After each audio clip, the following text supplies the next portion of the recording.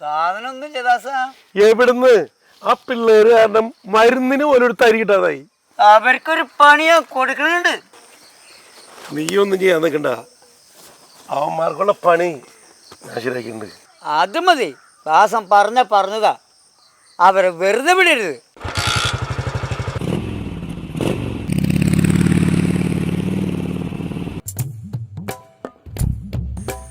നമ്മുടെ പീയൂഷ് കണ്ടല്ലോ, എന്തോ പ്രശ്നമുണ്ടെന്ന് തോന്നുന്നു കേട്ടോ. പീയൂഷിന് ഇന്ന് ഓരോ പ്രശ്നങ്ങളാ. എന്തിടാ ആശാനെ, എന്റെ സൈക്കിള് കാണണ്ടായി ആശാനെ. ഇതാണോ? അതാ ഷാപ്പിന്റെ അടുത്തുണ്ട് അവിടെ. ഇല്ല ആശാനെ, ഞാൻ എല്ലായിടത്തും നോക്കി, ആരും അടിച്ചു മാറ്റിയതാ. ദാസാ, മിനിഞ്ഞാന്ന് നമ്മുടെ ഷാപ്പിൽ നിന്ന് ഇറങ്ങിയിട്ട് സൈക്കിള് വീട്ടിൽ കൊണ്ടു വെച്ചതാ. അന്ന് മുതൽ കാണാനില്ല. അപ്പൊ എന്നെ വിളിക്കാതെ നിങ്ങൾ രണ്ടുകൂടി മിനുങ്ങാൻ പോയി അല്ലേ? പീയൂഷേ, സൈക്കിളൊക്കെ ഒന്ന് ശ്രദ്ധിക്കണ്ടേ? എടാ, നിന്റെ ഒരു പച്ച സൈക്കിളല്ലേ? ആ, അതന്നെ അതന്നെ. എൻ്റെ ഒരു സംശയമാണ്, ആ പിള്ളേരുടെ കയ്യിൽ ഞാൻ സൈക്കിൾ ഉണ്ട്, ഒരു പച്ച സൈക്കിള്. അതൊന്നും ആയിരിക്കില്ല ദാസ. എന്താ ഇവിടെ പ്രശ്നം? നമ്മുടെ പീയൂഷിന്റെ സൈക്കിള് കാണാണ്ടായി. അത് ആ പിള്ളേരുന്ന് ആയിക്കോളൂ. ദാസേട്ടാ, വെറുതെ ഓരോന്നും അങ്ങനെ പറയരുത്. ഞാൻ എന്തിനാ വെറുതെ പറയണേ? ഞാൻ കണ്ടാലും പറഞ്ഞു അത്ര തന്നെ. ദാസന്റെ മനസ്സിൽ അങ്ങനെ ഒരു സംശയം ഉണ്ടെങ്കിൽ അതിപ്പോ തന്നെ എടുത്ത് തീർത്തേക്കാം. ആ പിള്ളേരല്ലേ നിക്കണത്.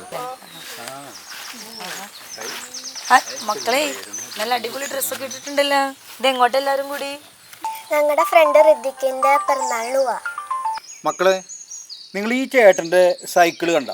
ഇല്ല, ഏത് സൈക്കിളാ? നിനക്ക് ഏത് സൈക്കിളാ? എന്തിനു കേൾക്കണം? നാളെ ഇവരൊക്കെ പൂലോക കളമരവും. ചേട്ടാ, വെറുതെ ഓരോന്ന് പറയല്ലേ. വെറുതെ വല്ലവരും സൈക്കിൾ ഇടുന്നോട്ട് എന്നെ പഠിപ്പിക്കാൻ വന്ന? വേണ്ട ദാസ, നമുക്ക് പിള്ളേരോട് ചോദിക്കാം. പക്ഷെ ഇങ്ങനെ വേണ്ട. മക്കളിങ്ങോട്ട് വന്നേ. നിങ്ങൾക്ക് എന്തെങ്കിലും തെറ്റുപറ്റിട്ടുണ്ടെങ്കിൽ പറഞ്ഞോ, പേടിക്കണ്ട. ഇല്ല ചേച്ചി, ഞങ്ങൾ എടുത്തിട്ടില്ല, എടുക്കേമില്ല. ദാസ, നീ ഇപ്പൊ പോ, നമുക്ക് പിന്നെ ചോദ്യം ചെയ്യാം. ചെല്ല്.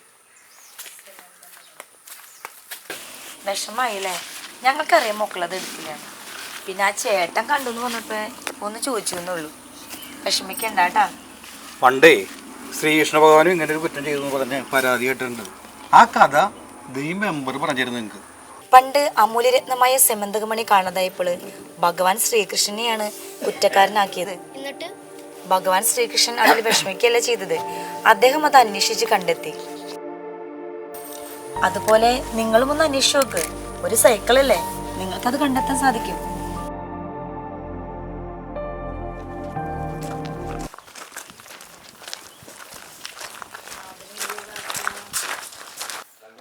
ദാസൻ ചേട്ടോ, നെറ്റത്തെന്തൊരു പാട്. എന്ത് പറ്റിയ ദാസ തെറ്റിയത്? ഞാനിത് വന്നപ്പോ ചോദിക്കണം തിരിച്ചാ. അടുക്കള സ്ലാവും പൊട്ടിയതാ. ഞങ്ങള് ചേച്ചി കവണയില് കല്ല് വെച്ചാരം നെറ്റിക്കടിച്ചതാണെന്നാ.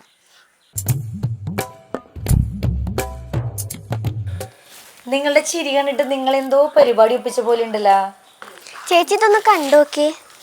എന്നാ ചേച്ചി?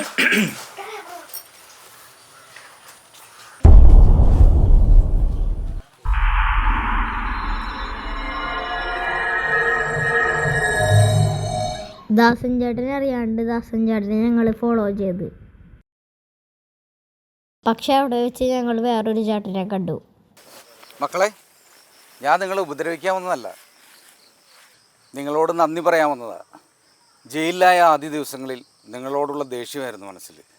എന്നാൽ പതുക്കെ പതുക്കെ എൻ്റെ ദേഷ്യം മാറി, ചിന്തകൾ മാറി. ഞാൻ സൂര്യൻ ഉദിക്കുന്നതും അസ്തമിക്കുന്നതും കണ്ടു തുടങ്ങി. നേരത്തിന് ഭക്ഷണം കഴിക്കാൻ തുടങ്ങി. എൻ്റെ മക്കളെക്കുറിച്ചും ഭാര്യയെക്കുറിച്ചും ചിന്തിക്കാൻ തുടങ്ങി. മയക്കുമരുന്നിൽ നിന്ന് ലഭിക്കുന്ന സുഖമല്ല ഏറ്റവും വലുതെന്നും അതിനപ്പുറത്ത് വലിയൊരു സന്തോഷമുണ്ടെന്നും ഞാൻ മനസ്സിലാക്കി തുടങ്ങി. അതെനിക്ക് മനസ്സിലാക്കി തന്നത് നിങ്ങളാണ്.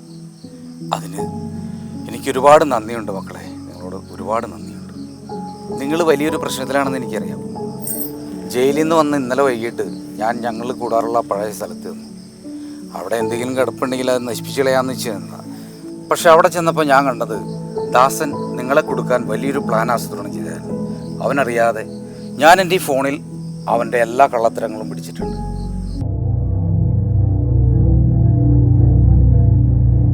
ദാസൻ ചേട്ടൻ ഞങ്ങളെ കുറ്റക്കാരിയാക്കിയപ്പോൾ ഞങ്ങൾക്ക് സത്യം മനസ്സിലാക്കണമെന്ന് തോന്നി. അങ്ങനെ ഞങ്ങൾ കള്ളനെ കണ്ടുപിടിച്ചു. കള്ളന് ഞങ്ങൾ സമ്മാനം കൊടുത്തു.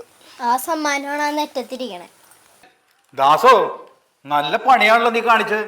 എടാ നീ കൂടെ നിന്നിട്ട് ദാസോ എന്നാലും നീ പിള്ളേരുടെ അടുത്ത് ഹസന അബദ്ധം പറ്റിപ്പോയതാ. ക്ഷമിക്കാം ഹസനെ. എന്നോടല്ല ക്ഷമ ചോദിക്കേണ്ടത് ആ പിള്ളേരോടാ.